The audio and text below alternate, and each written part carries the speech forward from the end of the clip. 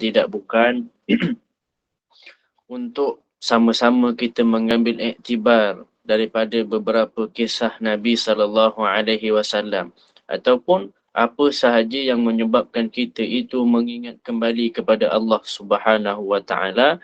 Bahkan ada perkara-perkara hakikat yang kadang-kadang kita tak pernah sentuh dan tak pernah tahu pun apakah tujuan sebenar hidup kita.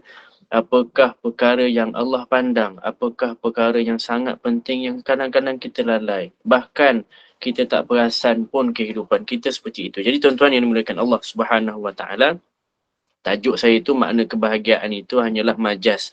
Kita panggil kiasan lah. Cuma nak cerita hari ni tentang satu perkara yang kata Al-Imam Al-Muslim. Kata Imam Muslim dalam satu hadisnya, kana Rasulullah sallallahu alaihi wasallam yadhkurullaha ala kulli ahyanan, kata beliau. Kata Nabi sallallahu alaihi wasallam. Tuan-tuan merahmati Allah Subhanahu wa taala. Rasulullah itu selalu zikirnya setiap hin. Kata ulama, hin itu apa itu hin tuan-tuan? Yang dimudahkan Allah Subhanahu wa taala, hin itu adalah saat, hin itu adalah waktu. Setiap saat, setiap detik per detik, baginda Nabi SAW itu selalulah mengingat Allah Subhanahu Wa Taala. Bahkan kata ulama, inilah yang diwariskan setiap ulama sufi. Kenapa sufi tuan-tuan saya sebut yang dimulakan Allah Subhanahu Wa Taala? Sebelum ini kita banyak menceritakan bab dua tuan-tuan.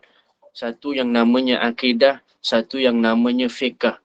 Tapi ada masanya kita kena sentuh satu bahagian, iaitulah bahagian kesufian, bahagian akhlak, bahagian adab, bahagian bagaimana kita memandang Allah Subhanahu Wa Taala. Maka ini ada satu bab dalam kitab-kitab ulama yang namanya ilmu sufi. Inilah yang diwariskan setiap ulama sufi.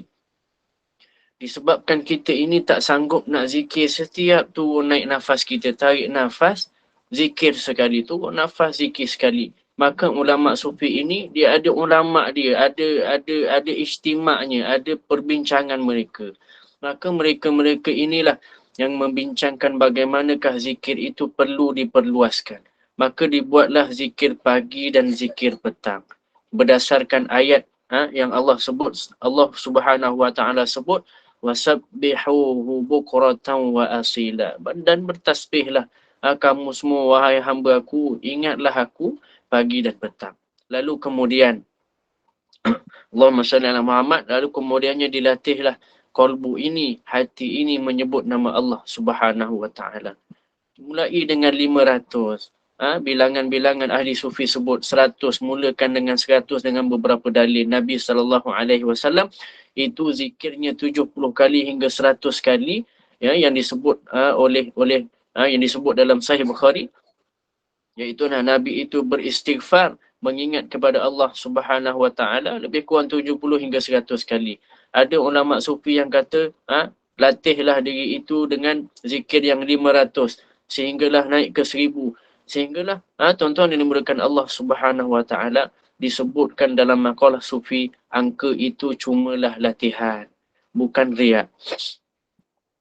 Orang berzikir dengan angka untuk latihan. Puncaknya apa tuan-tuan? Puncaknya nanti dah tak pakai angka lagi dah. Tapi bila kita zikir tanpa pakai angka, tapi bila kita mula zikir tanpa pakai angka ni tuan-tuan, kalaulah kita itu dah capai, ataupun kalaulah kita ini sudah menjadi pewaris ar-Rasul sallallahu alaihi wasallam kulla ahyanin, setiap waktunya. Tuan-tuan, malaikat Allah daripada awal dicipta Allah, daripada awal dicipta malaikat itu oleh Allah Subhanahu Wa Taala. Cuma mereka itu mengamalkan satu ataupun dua zikir sahaja. Jadi ada malaikat yang cuma zikirnya subhanallah. Ada malaikat yang zikirnya cuma subhana izzati wal jabarut, kata Nabi SAW. Ada malaikat itu yang zikirnya Allahu Akbar, la ilaha illallah. Itu malaikat tuan-tuan, dan tak pernah putus-putus zikir mereka itu. Maka di saat seseorang berzikir sebanyak-banyaknya tanpa putus, kata ulama sufi, di saat itulah sifat malaikat akan muncul pada diri seseorang. Sebab itulah saya perlu sebut perkara ni tuan-tuan. Sebab saya yakin ada keadaan diri kita ni terlalu rindu dengan Allah Subhanahu Wa Taala. Kita telah melalui banyak sesi dan fasa bercerita tentang kerinduan kepada Allah Subhanahu Wa Taala. Ada masa, ada keadaan, ada seseorang yang mampu, maka di saat dia ingat Allah itu, beberapa sifat malaikat akan muncul pada diri seseorang. Itu kata Al-Imam Al-Ghazali. Tuan-tuan, malaikat tidur tak? Tak. Malaikat lalai ke tidak? Malaikat makan ke tidak? Makanya orang-orang yang sudah ahli zikir ini, orang yang terlampau ingat Allah Subhanahu Wa Taala ini, maka makannya itu akan mula berkurang. Tidurnya akan mula berkurang. Sebab kata Al-Imam Al-Ghazali, dia itu sudah mula mirip kepada malaikat. Maka ulama sebut perkataan ini ataupun perkara ini sebagai yang namanya ahwalu malakiyah, kata ulama. Tapi tuan-tuan yang dimulakan Allah Subhanahu Wa Taala, kita bashar, tetap juga tubuh kita ini tubuh insan, tubuh bashar, tubuh manusia. Akan nanti muncul semula sifat bashar sebab kita ada nafsu.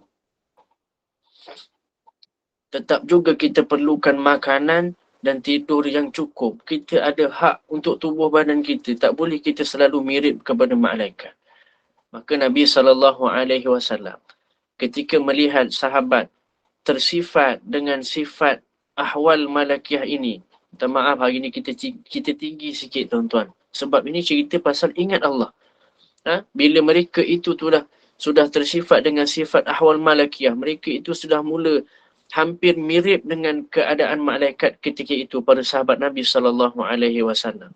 Ada sahabat yang tanya, boleh tak aku nak solat sepanjang malam? Boleh tak aku nak puasa sepanjang tahun? Maka beliau Nabi SAW mengatakan, ana atqa, akulah yang lebih bertakwa. Tapi aku masih tidur, kata Nabi SAW. Aku masih bekerja, aku masih nikah, kata Nabi SAW. Maka kata Imam Al-Ghazali, kalaulah ada orang yang dah mula merasa ahwal, keadaan seperti ini, itu kita sendiri tuan-tuan yang dimuliakan Allah Subhanahu Wa Taala tidak boleh berlama-lama dalam keadaan begitu. Maka kata ulama, zikir itu rupanya ada dua maknanya. Yang pertamanya benar-benar menyebut nama Allah Subhanahu Wa Taala. Kadang-kadang dimaknakan dengan makna yang lebih banyak. Ada zikir itu, kalau kita tengok makalah sufi tuan-tuan, ini perkara yang jarang kita belajar dan jarang kita pandang tuan-tuan. Zikir. Sehingga ulama ini memandang berat zikir itu. Sehingga mereka itu memaknakan zikir itu secara harfi. Za tu apa, kaf tu apa, huruf ra tu apa. Ada makna majaziyah pula. Ada yang memaknakan zikir itu dengan solat Jumaat, dengan Al-Quran, dengan majlis ilmu. Tapi itu penjelasan lain lah. Hakikat zikir yang kita nak cerita hari ini tuan-tuan, zahirnya zikir Allah itu Subhanahu Wa Taala itu hanyalah menyebut dan mengingat nama Allah Subhanahu Wa Taala. Hanya tuan-tuan. Tidak. Sebab dalam Al-Quran itu lebih daripada 200 ayat menceritakan tentang ingat Allah. Tentang zikrullah. Ingat Allah betul-betul. Zikr. Kalau lebih daripada 200, kalau kita dengar cerita bab wanita-wanita dalam Al-Quran itu ada 44. Bangga tuan-tuan wanita-wanita ini. Kerana ada 44 nama dalam Al-Quran itu.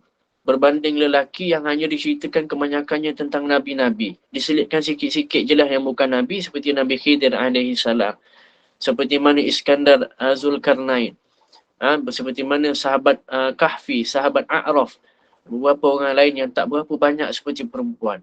44 wanita pun kita dah rasa banyak. Kalau lebih daripada 200 ayat menceritakan tentang ingat Allah, maknanya penting tak tuan-tuan? Lebih penting daripada umrah. Tapi kenapa di musim-musim ada duit, musim-musim orang ada dapat bonus, orang orang ini lebih zahir, lebih banyak mengajak kepada umrah.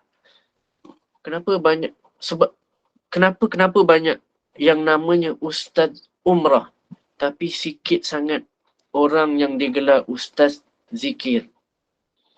Kenapa ramai yang bermimpi pergi buat umrah, tapi sikit sangat orang yang boleh mimpi dia zikir banyak-banyak dalam mimpi dia? Sebab kata orang kalau zikir itu tak perlu duit gitu kan. Pahalanya tak berganda katanya.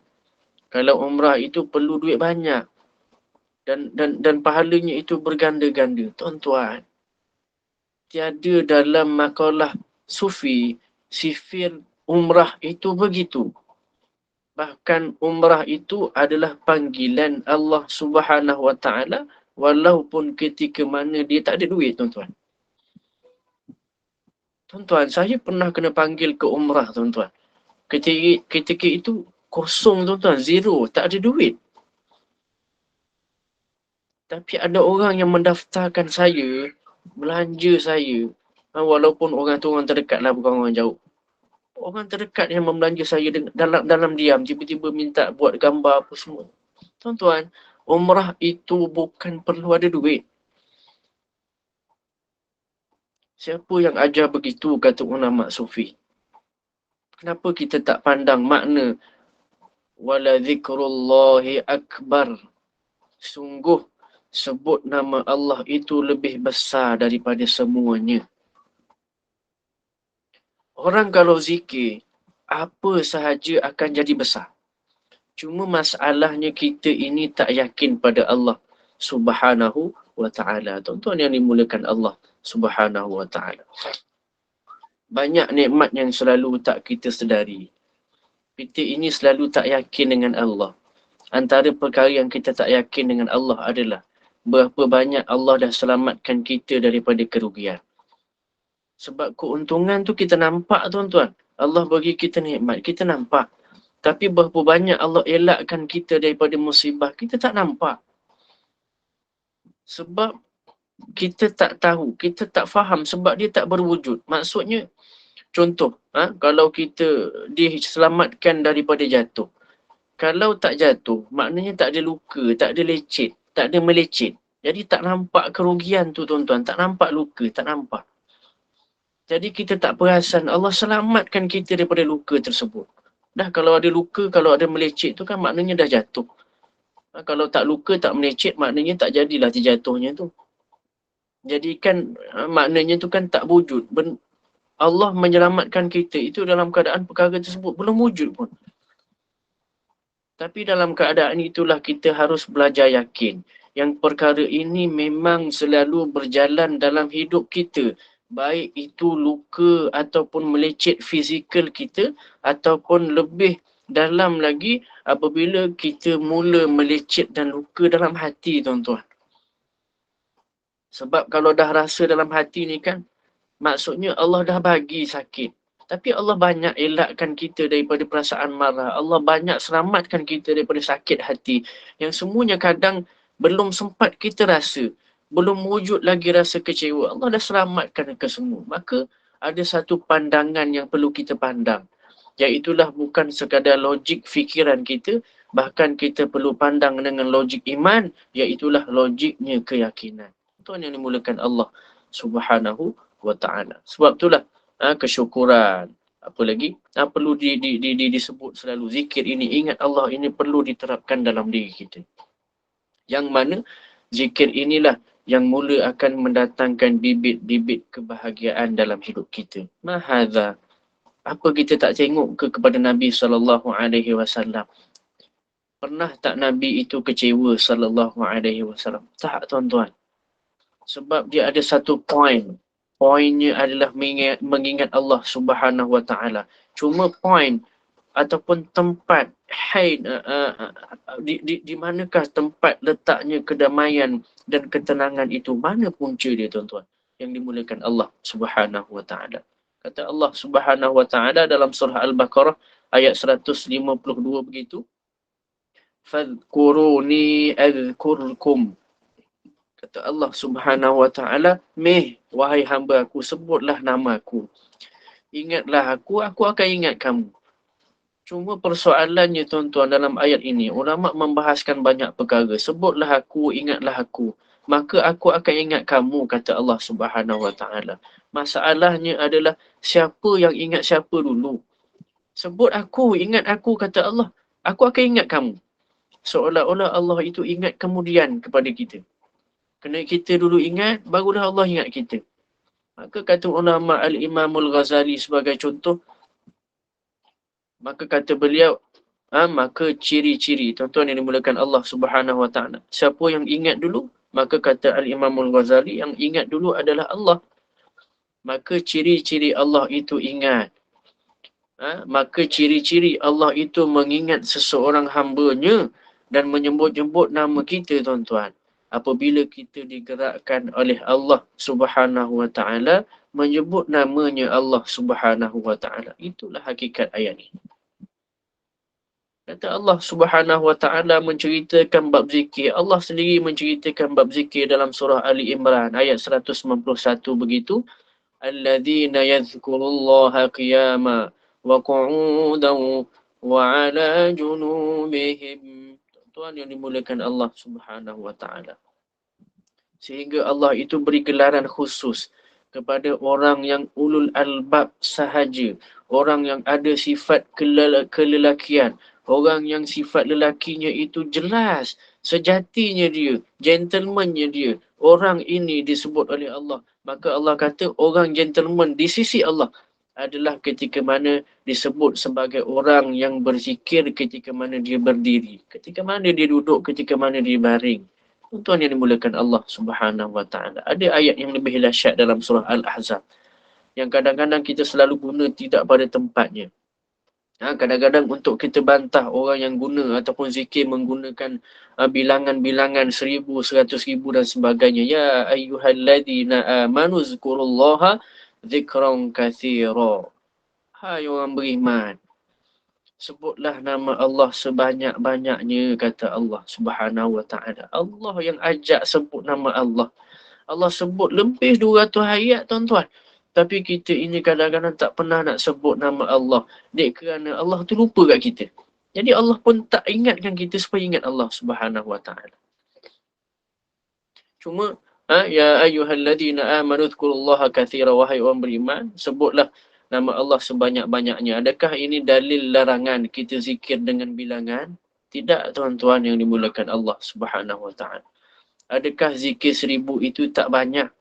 Saya sebut ini, tuan-tuan, sebab baru yang lepas ketika Maulidur Rasul, saya itu ada yang menghentam saya lah. Saya tak ada masalah dengan perkara tersebut. Cuma saya perlu menjelaskan perkara ini. Ada satu grup WhatsApp, dulu kan saya pernah ceritakan, buat untuk zikir selawat kepada Nabi SAW. Buat satu grup WhatsApp gitu. Maka ingatkan dalam grup tu, siapa yang hari ni zikirnya 1000. Siapa yang hari ni selawatnya dah sampai 3000. Siapa yang hari ni selawatnya dah sampai 10,000. Selawat yang niatnya itu adalah untuk menimbulkan rasa rindu kepada Nabi SAW.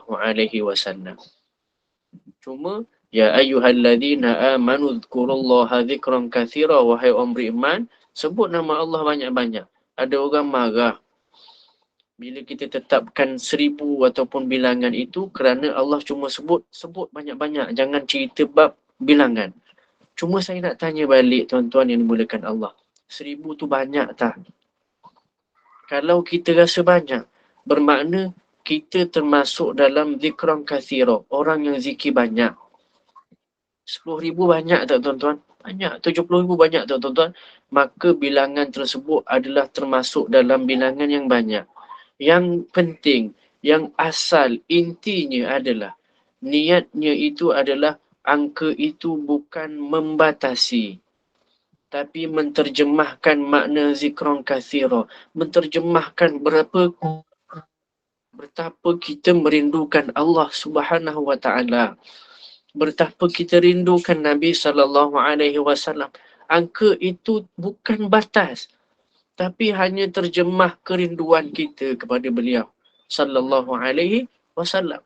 Begitu juga zikir menterjemahkan makna hati yang merindukan Allah Subhanahu wa taala. Zikir 100 pagi, zikir 100 kali petang, istighfar macam Nabi sallallahu alaihi wasallam 70 kali setiap hari. Tengok sahabat Nabi sallallahu alaihi wasallam Abu Hurairah, ada riwayat tuan-tuan, sahabat-sahabat pun buat perkara yang sama. Abu Hurairah ada satu riwayat menceritakan, siapa Abu Hurairah tuan-tuan? Orang yang banyak meriwayatkan hadis Nabi sallallahu alaihi wasallam, termasuklah Ibnu Abbas dan beberapa sahabat yang lain. Maka Abu Hurairah ini adalah orang yang antara yang banyak meriwayatkan hadis. Maka ada riwayat yang menceritakan Abu Hurairah, beliau ini zikir 12,000 kali sebelum tidur untuk memaksa dirinya mengingat Allah Subhanahu wa taala. Ada yang mampu buat tuan-tuan. Kita tuan-tuan, tengok phone pun boleh tertidur. Nak tidur baring tu tengok phone pun boleh tertidur. Macam mana kalau kita berzikir pula tuan-tuan? Silap-silap tak sampai 100 tidur dah. Tanda Allah sengaja tidurkan kita. Dek kerana kurangnya Allah itu mengingat kita. Tuan yang dimulakan Allah Subhanahu wa taala. Ada satu ayat dalam surah Ar-Ra'd. Ar-Ra'du ayat 28. Surah Peti tuan-tuan. Ayat 28. Ala bizikrillahi tatma'innul qulub. Peti tuan-tuan. Kalau siapa baca ayat ni, dia ada kerinduan pada Allah Subhanahu wa taala, maka hatinya akan bergegar. Ala bizikrillahi tatma'innul qulub. Ketahuilah, dengan hanya sebut nama Allah itu, maka kalbu, hati itu akan betul-betul tenang. Betul-betul akan rasa nikmat kebahagiaan yang hakiki. Seperti mana yang kita nak ceritakan hari ini tuan-tuan. Apa yang kita belajar, hati itu takkan mampu ditenangkan. Kalaupun seseorang itu cuba untuk berubah, berhijrah kepada yang lebih baik, tapi tidak berubah dalam konteks zikrullah, tak berubah dalam konteks mengingat Allah, menuju kepada kerinduan Allah, maka sudah barang pasti dia tak akan dapat kedamaian. Oleh sebab itu tuan-tuan yang dimuliakan Allah Subhanahu wa taala, bagi ulama sufi, kata Al-Imam Al-Ghazali, belajar untuk ingat Allah. Ada satu keilmuan yang namanya, satu bab yang namanya belajar untuk zikir. Belajar untuk ingat Allah itu bukan lagi sunnah hukumnya. Bahkan kata Al-Imam Ghazali, ia adalah sesuatu yang fardu ain. Semua orang mesti belajar. Dan perkara itu tak pernah disebarluaskan pun. Kenapa disebut wajib tuan-tuan? Wajib belajar yang dimulakan Allah Subhanahu wa taala. Sebab Allah mengatakan, aqimis salatu li dhikri, kata Allah Subhanahu wa taala. Bangunlah solat untuk mengingat aku. Tuan-tuan, perempuan yang dirahmati Allah, sahabat-sahabiah yang dirahmati Allah Subhanahu wa taala. Solat itu wajib ke tidak? Wajib. Supaya daripada awal takbir hingga akhir salam kita itu, connection kita, perhubungan hati kita itu hanya kepada Allah wa azza wa jal sahaja. Maka yang dilatihkan apa tuan-tuan untuk dapat seperti itu? Adakah yang perlu kita latih gerakan yang bagus ataupun zikir-zikir yang mantap? Tuan-tuan yang mulakan Allah Subhanahu wa taala, tak. Bererti yang kita latih itu adalah untuk mengingat Allah Subhanahu wa taala dalam solat kita. Tak perlu sibukkan diri kita, solat kita itu dengan usolli itu bid'ah ataupun tidak. Sebab itu adalah perkara sebelum solat. Hilang kekhusyukan nanti. Sebab perkara itu semua adalah perkara ilmiah. Cuma ilmiah itu kan guna akal tuan-tuan. Ilmiah itu asal daripada mana? Akal. Tapi kalau solat itu tuan-tuan yang dimulakan Allah SWT, solat itu guna qalbu, guna hati. Perkara ilmiah guna akal. Solat guna hati tuan-tuan. Berarti kita kena latih mengingat Allah Subhanahu wa taala dalam solat kita. Ini tidak tuan-tuan, mula sahaja solat, Sepatutnya tak ada dah debat-debat dah dalam diri. Ni mula je solat dah berdebat dah tuan-tuan. Wah, imam ni tak baca bismillah secara jahar ni, tak baca kuat imam ni. Wah, imam ni baca mim tak cukup baik ni. Huruf mim dia sebut tak cantik ni. Dah datang semua jenis mazhab dalam kepala kita tuan-tuan ketika mana solat. Yang sepatutnya pengajian solat itu dalam kuliah lah. Maka dalam solat itu sepatutnya dilatih az-zikr. Ingat Allah Subhanahu Wa Taala. Bahkan kalau dalam solat itu ada satu perdebatan yang besar seperti mana kunut tuan-tuan. Kunut ini satu perdebatan sangat besar. Bahkan ada pula datang pula kunut panjang, kunut pendek. Bukan yang dalam cerita itulah kunut, bukan tuan-tuan, bukan. Memang ada kunut panjang dan kunut pendek itu. Kata Al-Imam Syafi'i dalam menceritakan kunut. Saya selingkan sikit-sikit lah. Allahumma salli Muhammad. Kata Al-Imam Syafi'i dalam kunut. Kunut paling pendek itu adalah ketika mana kita ada di dalamnya doa dan juga selawat ke atas Nabi sallallahu alaihi. Minta maaf, ada 3 perkara, iaitulah yang pertamanya memuji Allah Subhanahu Wa Taala, yang keduanya doa kepada Allah Subhanahu Wa Taala, dan akhirnya selawat ke atas Nabi sallallahu alaihi wasallam. Maka itu dikira kunut. Maka Al-Imam Syafi'i tunjukkan satu contoh kunut paling pendek, iaitulah Allahumma ghfirli ya Ghafur. Wahai Allah, ampunkan dosa aku. Doa. Ya Ghafur, wahai yang maha pengampun. Itu adalah pujian kepada Allah Subhanahu Wa Taala. Wa sallallahu ala Muhammad wa alihi wasallam. Terus sujud. Maka itu adalah kunut yang paling pendek dalam sejarah mazhab Syafi'i.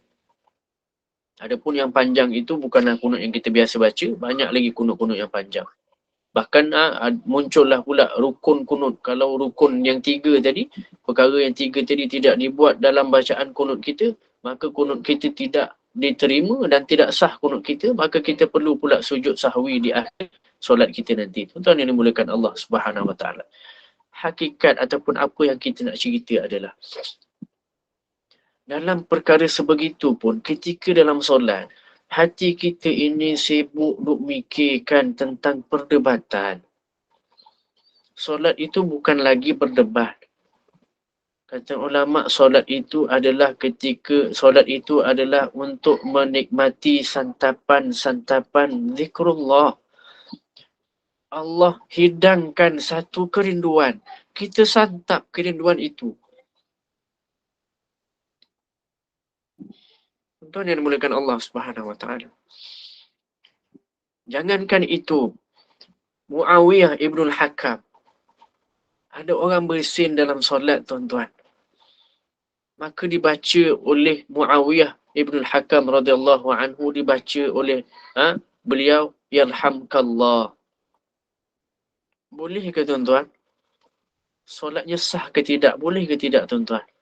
Masalahnya ketika itu, sahabat ni belum memahami fiqh itu dengan baik. Nabi masih dalam proses mengajar mereka. Tengah solat, sahabat lain pula duk bentak dia. Yarhamkallah, sahabat lain pula duk cuit dia. Kan macam anak kecil tu. Cuit bahu gitu kan. Kenapa sebut yarhamkallah tapi tak bercakap lah. Ada sahabat yang pandang ke kanan, tuan-tuan, pandang beliau, pandang dengan mata jelingan. Kenapa kau sebut yarhamkallah? Nabi dalam proses mengajar ketika itu. Maka tuan-tuan, apa yang Muawiyah sebut ketika mana selepas solat? Selesai sahaja solat, Nabi tak mengata-ngata aku, kata Muawiyah Ibn Al-Hakam. Bi abi wa ummi, sumpah demi ayah dan ibuku, beliaulah guru terbaik. Guru paling ideal, tak pernah mengata ataupun memerli orang. Maka kemudiannya Nabi SAW bersabda, kata beliau, wahai Muawiyah, solat itu la tasluh, kata Nabi SAW, tidaklah sesuai kecuali dengan zikrullah dan tasbih. Maksudnya, kamu tak perlu ambil tahu kalau ada orang yang bersin. Tak sesuai kecuali, solat itu tidak sesuai kecuali untuk mengingat Allah. Jadi tak perlu ambil tahu, tak perlu fikir ada orang bersin. perkara yang luar solat. Tak perlu fikir, kata Nabi SAW. Itu bersin, tuan-tuan. Nabi kata jangan ambil tahu. Boleh tak jawab Alhamdulillah kalau kita bersin sendiri? Boleh, tuan-tuan. Sebab tu diri kita sendiri. Alhamdulillah. Boleh sebut. Tapi kena fahamlah. Bila kita tengah baca Fatihah, bersin, kita sebut Alhamdulillah. Ni dalam fiqh mazhab Syafi'i. Sebut Alhamdulillah, maka terputus mualat kita punya Fatihah. Tengah baca Fatihah, bersin, sebut Alhamdulillah, wajib untuk kita ulang semula Fatihah kita daripada awal. Itu dalam mazhab Syafi'i. Jadi nak senang macam mana, tuan-tuan? Bersin, jangan sebut Alhamdulillah. Sebab itu perkara luar yang mengganggu kita mengingat Allah. Sampai tahap begitu Nabi ajar untuk ingat Allah dalam solat. Sebab solat itu zikir. Solat itu ingat Allah. Itu tentang bersin. Apa lagi kalau kita sibuk duk fikir orang kunut. Ataupun tidak sebelah tengah sembahyang orang sebelah tak angkat tangan kunutnya itu, tuan-tuan. Kenapa nak fikir? Kenapa? Siap buat dalil lagi dalam hati, tuan-tuan. Kata Nabi, la haula wala ya ayyuhallazina. Dalam hati tu keluar dalil, keluar macam-macam mazhab dalam hati. Dalam mazhab aku tak ada kunut, tak angkat tangan. Siap ada yang marah lagi dalam hati dia kerana orang sebelah tu tak baca kunut, tuan-tuan. Lagi solat, lagi kita berdebat. Bahkan berdebat dengan diri sendiri. Bukan berdebat dengan orang sebelah. Cakap dengan diri sendiri, tuan-tuan. Ini tanda solatnya, kata ulama', kata Al-Imam Al-Ghazali, ini tanda solatnya itu bukan dengan zikrullah. Itu tanda solatnya itu tak ada ingat Allah pun. Bahkan kata ulama' sufi, solatnya itu dengan nafsu. Mahu faham solat itu lebih daripada yang lain. Atau makna lainnya, solatnya itu lebih kepada riak. Yang riak itu kita tak faham dan tak percaya yang kita sedang riak. Tak perasan kita sedang riak, tapi kita sedang riak, tuan-tuan yang dimulakan Allah Subhanahu Wa Taala. Sebab tu ada satu namanya ilmu zikir. Supaya kita faham, kita benar-benar secara hakiki ingat Allah. Bukan membawa kepada nafsu yang riak tadi. Sebab solat itu, tuan-tuan yang dimulakan Allah, tak ada perdebatan dalam solat. Kecuali tak ada pengajian pun dalam solat. Semuanya berlaku di luar solat. Dalam solat hanyalah zikrullah. Maka dalil-dalil yang kita cerita tadi, tuan-tuan, yang banyak tadi yang kita sebut tadi, tuan-tuan. Pernah Ibnu Abbas radhiyallahu anhum ajma'in. Saya sebut ajma'in lah sebab menghormati beliau. Pernah Ibnu Abbas radhiyallahu anhu beri komen tentang zikir, tuan-tuan. Kata beliau, zikir pagi, zikir petang. Orang yang tak lalai sebab pekerjaannya, iaitulah orang yang berzikir selepas solat. Zikir pagi dan petang. Kata beliau, orang yang tak lalai kerana pekerjaannya, iaitulah orang yang berzikir selepas solat. Yang zikirnya itu wudu'an wa asyiyan. Setiap pagi dan setiap petang. Zikirnya itu ketika bangunnya dia, ketika pergi, dan mutajik ketika baliknya dia. Tidak ada waktunya kecuali zikrullah, kecuali mengingat Allah Subhanahu Wa Taala. Ibnu Abbas ini orang yang paling rapat dengan Nabi. Dan yang diterjemahkan tentang zikir ini adalah tentang Nabi SAW. Hatta yadhkurullaha qa'iman wa qa'idan wa muttaji'an. Kata Ibnu Abbas radhiyallahu anhu. Macam mana, tuan-tuan? Sehinggalah kata Ibnu Abbas, orang yang betul-betul tidak lalai adalah ketika mana di luar solat pun dia zikir. Qa'iman wa qa'idan. Ketika mana dia diri, dia duduk. Wa muttaji'an. Bahkan kata Ibnu Abbas, ketika mana dia tidur. Tuan-tuan, macam mana kita boleh zikir dalam tidur? Ini sahabat Nabi, tuan-tuan, sebut. Sebab kita ini dibiasakan zikir sebelum tidur. Kalau minum tu kan, kita dibiasakan dengan bismillah sebelum minum. Tapi masa tengah minum tu zikirnya apa? Tak pernah terfikir, tuan-tuan. Kita tak pernah fikir apa zikir tengah minum. Tengah makan mana boleh zikir, Ustaz? Tak boleh. Maka zikir ketika minum itu, kata ulama, ada dua. Yang pertama namanya zikir qalbu, kata ulama. Mengingat Allah melalui hati. Dan yang terpaling tinggi di dalam makam sufi itu, kata ulama, terpaling tinggi dalam level-level hati ini adalah ketika mana seseorang itu mengingat Allah ataupun memandang air itu daripada Allah Subhanahu Wa Taala. Itu hakikat mengingat Allah di luar solat. Pandang segarnya air itu daripada Allah Subhanahu Wa Taala. Pandang kenyangnya makan itu daripada Allah.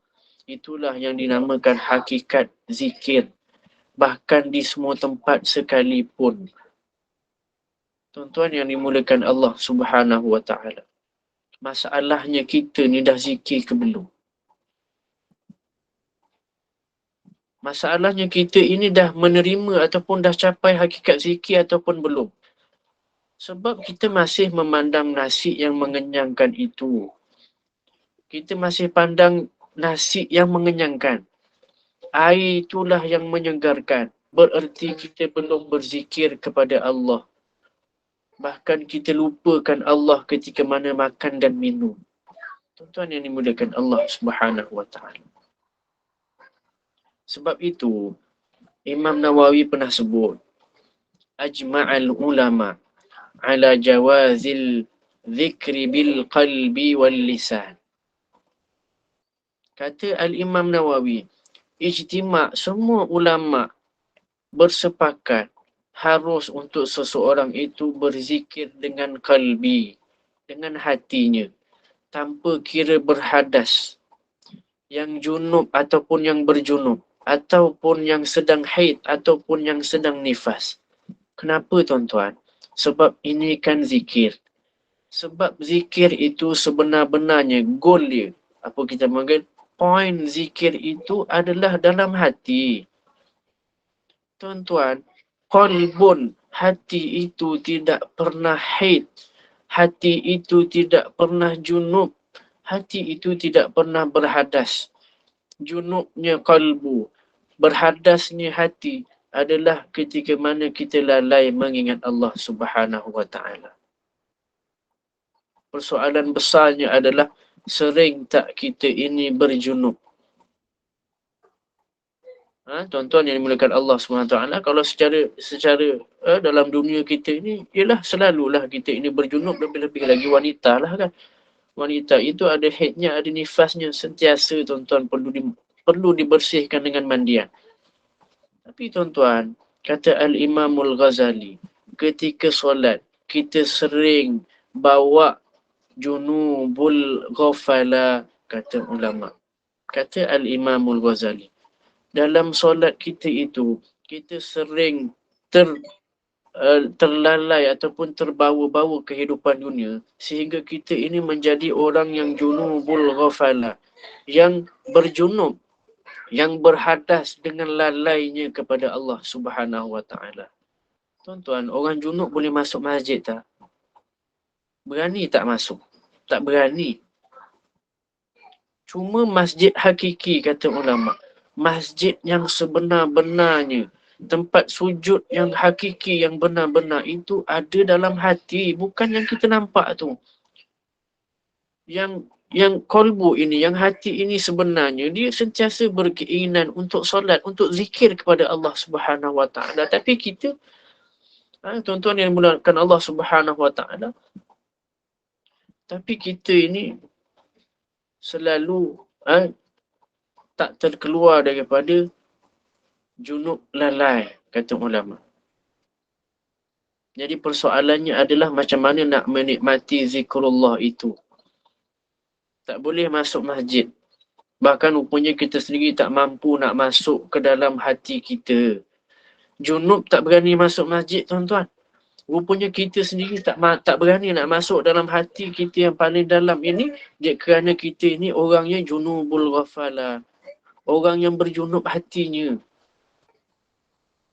Rasa kotor sangat hati sehingga tak mampu nak masuk dalam hati, bertemu dengan Allah dalam hati.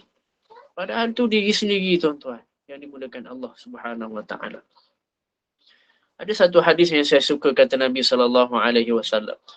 Mathalul ladhina yadhkurullaha Mathalul ladhina yadhkurullah Alladhi la yadhkurullah Mathalul ladhina yadhkurullah Alladhi la yadhkurullah kamathalil hayy wal mayyit. Hadis ini ada dalam kitab doa karangan Al-Imam Al-Bukhari. Kata Nabi SAW, perumpamaan orang yang ingat Allah dan orang yang tak ingat Allah itu seperti mana orang yang hidup dan orang yang mati. Kalau kita tengok konteks diri kita sendiri, tuan-tuan, tengok, pandang diri sendiri sekarang, tuan-tuan, maka kita ini banyaknya mati ataupun hidup. Kalaulah hidup kita ini dibukakan rasa deria bau oleh Allah Subhanahu Wa Taala, ada satu deria bau batin oleh Allah Subhanahu Wa Taala, barangkali kita akan selalu mencium bau bangkai, dek kerana ramai yang mati sebelum sampai waktunya. Seperti mana kata Nabi SAW. Cuma alhamdulillah Allah tutup perkara itu. Ini juga satu sudut syukur yang perlu kita pandang. Allah tak buka banyak perkara yang kita tak nampak. Syukur juga ingat Allah Subhanahu Wa Taala. Maka memang ada orang yang Allah bukakan penglihatan seperti itu. Bau yang seperti itu seperti mana kisah adiknya Al-Imam Syafi'i. Kalau tuan-tuan faham, kalau tuan-tuan tahu kisah ini, ketika mana solat, tuan-tuan yang dimuliakan Allah Subhanahu Wa Taala, ketika mana solat itu, tiba-tiba Allahumma salli ala Sayyidina Muhammad, tiba-tiba habis saja semayang, adiknya Al-Imam Syafi'i sebut, aku nampak tadi darah berjurai-jurai di atas badan kau ketika mana solat.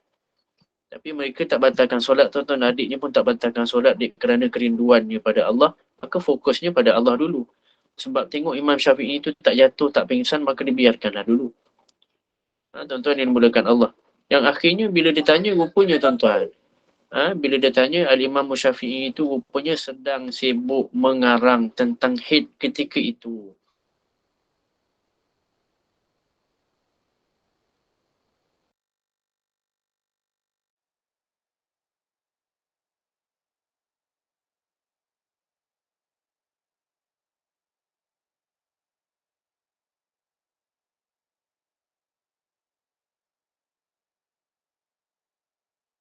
Assalamualaikum Ustaz.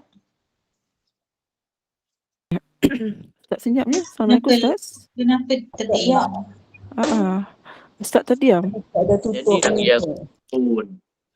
yang bertawaf berkeliling. Ustaz tak dengar tadi. Minta maaf. Baik.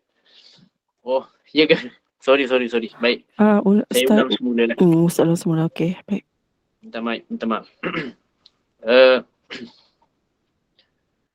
Ada hadis yang saya suka, saya ulang semula lah. Kata Nabi SAW. Mathalul ladhina yadhkurullahu alladhina la yadhkurullahu kamathali hayy wal mayyit.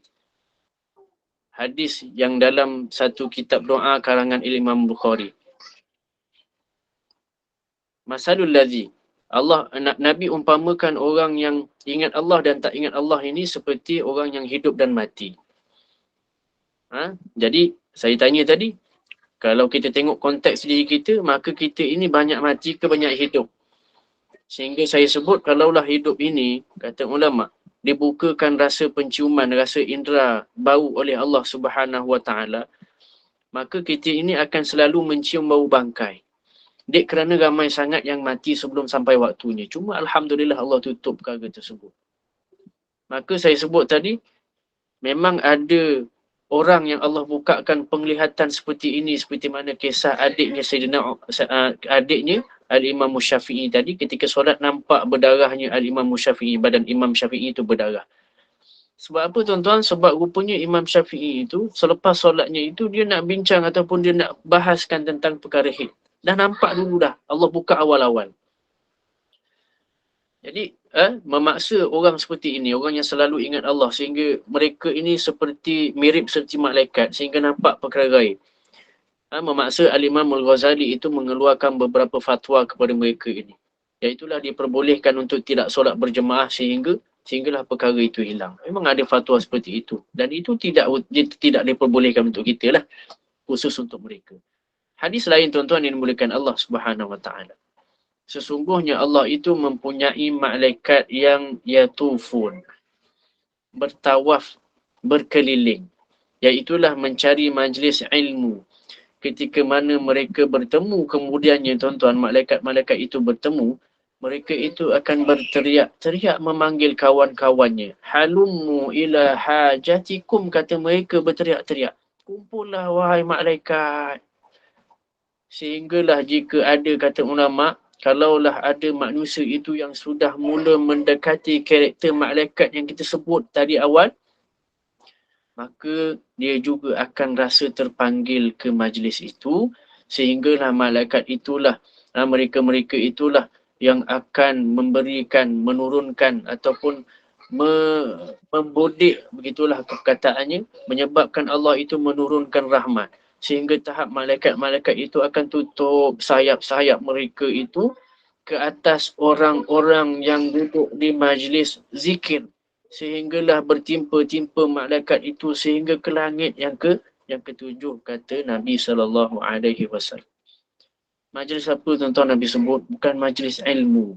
Nabi sebut majlis zikir. Intinya, majlis ilmu ataupun apa sahaja majlis yang kita buat, apabila dalamnya diisikan dengan zikrullah, maka Allah sendiri yang akan payung kita sampai langit tujuh, tuan-tuan. Apa maknanya, tuan-tuan? Allah dah sediakan payung sampai ke syurga, tuan-tuan. Sebab apa, tuan-tuan? Satu sahaja, iaitulah zikrullah. Lalu ketika itu mereka akan ditanya oleh Allah Subhanahu Wa Taala, ma yaqulu abdi. Kata Allah Subhanahu Wa Taala dalam hadis tersebut, ma yaqulu abdi, wahai malaikat, apa yang sedang hambaku itu berkata-kata. Maka kata malaikat memberikan satu laporan kepada mereka, mereka itu bertasbih wahai Allah, mereka itu bertakbir ya wahai Allah, mereka itu malah mengingati kamu dalam lisan dan hati mereka ya Allah. Sehingga Allah itu bertanya kepada malaikat, apakah mereka melihatku? Kata Nabi SAW menceritakan kata-kata Allah. Apakah mereka yang mengingati aku itu melihat aku? Maka kata malaikat, tak wahai Allah. Tidak ya Rabb, la ya Rabb. Maka kata Allah Subhanahu Wa Taala, kalau begitu, dalam keadaan begitu pun mereka boleh mengingat aku.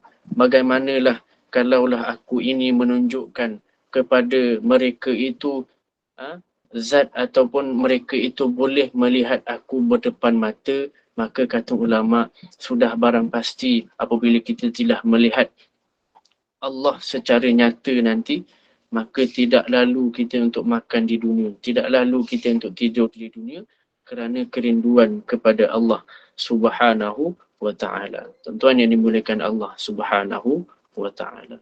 Sebab itu zikir ini satu keilmuan yang sangat penting.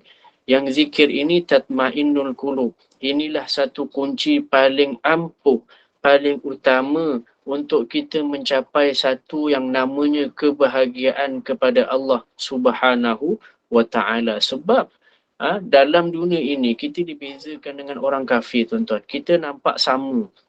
Sebab itu kita kena selalu pandang sudut-sudut yang berbeza. Kita selalu pandang orang kafir pun dapat kaya. Kenapa kita tak kaya, tuan-tuan? Ada satu yang paling besar yang Allah beri, iaitulah peringatan kita pada Allah Subhanahu Wa Taala yang orang kafir pun kadang-kadang tak dapat. Sehingga kalau kita fikir-fikir balik, tuan-tuan yang dimuliakan Allah Subhanahu Wa Taala, Allah itu memang sifatnya penyayang. Maka diberikan semua makhluknya kekayaan yang perlu pada mereka. Yang hak yang mereka itu cari, mereka akan dapat. Confirm. Sebab dunia ini hanya dipandang oleh Allah Subhanahu Wa Taala hanya tidak berharga seperti mana sebelah sayap nyamuk, kata Nabi SAW. Bahkan kalaulah bumi itu Allah rasa berharga macam sebelah sayap nyamuk itu, maka sudah barang pasti orang beriman sahaja yang akan dapat rezeki di bumi ini, kata Nabi SAW. Sebab itu di dunia ini Allah tebarkan semua rezekinya pada semua orang. Walaupun orang itu menderhaka, sebab Allah itu maha baik. Bukan sebab kayanya Allah, tidak. Tapi sebab Allah itu beri kesempatan untuk kita kembali pada Allah. Sebab itu kadang-kadang tuan-tuan, kalau ada orang yang cerita kisah kelam, kisah lama daripada saya, dia pernah bunuh orang, ustaz saya pernah berzina, ustaz saya pernah pukul isteri saya sampai pengsan. Tuan-tuan, yang saya takjub itu bukan pada diri dia yang boleh berubah, tuan-tuan. Tidak. Saya tak rasa macam, wah hebatnya dia, tidak, tuan-tuan. Tapi saya takjubnya itu lebih pada Allah. Macam mana Allah boleh beri kesempatan pada orang ni? Macam mana Allah boleh beri kesempatan dalam kemurkaan seseorang? Dalam keadaan dia itu sangat-sangat mencabar Allah. Tapi Allah beri kesempatan untuk dia berubah, tuan-tuan. Yang dimuliakan Allah Subhanahu Wa Taala. Sebab tu kita kena faham bab ingat Allah, bab zikir ini, tuan-tuan. Yang dimuliakan Allah Subhanahu Wa Taala. Tuan-tuan yang dimuliakan Allah Subhanahu Wa Taala, moga-moga ya Allah, kuatkanlah iman kami ya Allah. Kerana dengan kekuatan iman itulah kami bertahan ya Allah. Kami tidak bertahan kerana fizik kami yang kuat ya Allah. Kami tidak mampu bertahan kerana duit kami ya Allah yang banyak. Kami bertahan dalam satu ujian. Kalau iman kami ini kuat kepada Engkau ya Allah, kuatkanlah iman kami ya Allah. Kuatkanlah iman kami ya Allah. Terutama ketika kami ini lemah ya Allah. Terutama ketika kami ini sendiri ya Allah dan tidak berdaya ya Allah. Saat itu ya Allah, ketika mana kami lemah, tidak berdaya ya Allah, dakaplah kami ya Allah. Peluklah kami ya Allah dengan kasih sayang-Mu. Dakaplah kami dengan kasih sayang. Sebagaimana Engkau mendakap Ar-Rasul sallallahu alaihi wasallam, pegang kami erat-erat ya Allah. Ketika kami akan terjatuh ya Allah. Sebelum kami terjatuh pun ya Allah. Ya Allah, janganlah Kau tinggalkan kami di saat kami paling lemah. Janganlah Kau tinggalkan kami ketika kami bingung ya Allah. Teman kami ya Allah. Temani kami ya Allah siang dan malam kami ya Allah. Genggamlah kami ya Allah. Berikan kami petunjuk ya Allah. Genggamlah hati kami ketika mana kami rapuh ya Allah. Ketika mana kami dalam keadaan lemah ya Allah. Aqulu qawli hadha wa astaghfirullahal azim li wa lakum. Wassalamualaikum warahmatullahi taala wabarakatuh. Maaf, salah kasar bahasa. Saya serahkan semula kepada pengurusan SPAK. Terima kasih banyak. Alhamdulillah, syukur kepada Allah Taala. Jazakallah khair al-Fadil Ustaz Muhammad Nazim atas pencerahan dan perkongsian ilmu mengenai makna kebahagiaan. Semoga apa yang disampaikan oleh Ustaz itu tidaklah kita sama-sama kata praktiskan dalam kehidupan kita lah, yang tentang zikir, yang kita adalah makanan kita, makanan roh jiwa kita sebenarnya. Dan yang mana saat kita sebagai umat Islam dapat mempertahankan keimanan, keyakinan dan mampu melaksanakannya dalam ibadah dengan ikhlas hatinya agar selalu dilapangkan hidupnya oleh Allah SWT, jiwanya selalu berserah diri pada penciptanya dan bahagia di akhirat nanti jauh lebih baik dari seisi dunia.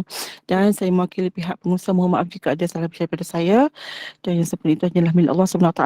Dari pihak pengusaha juga mengucapkan terima kasih kepada penaja. Semoga tajuk ini membawa bekalan hingga ke akhirat kelak. Dan kita tangguhkan dulu Ustaz dengan kafaratul majlis.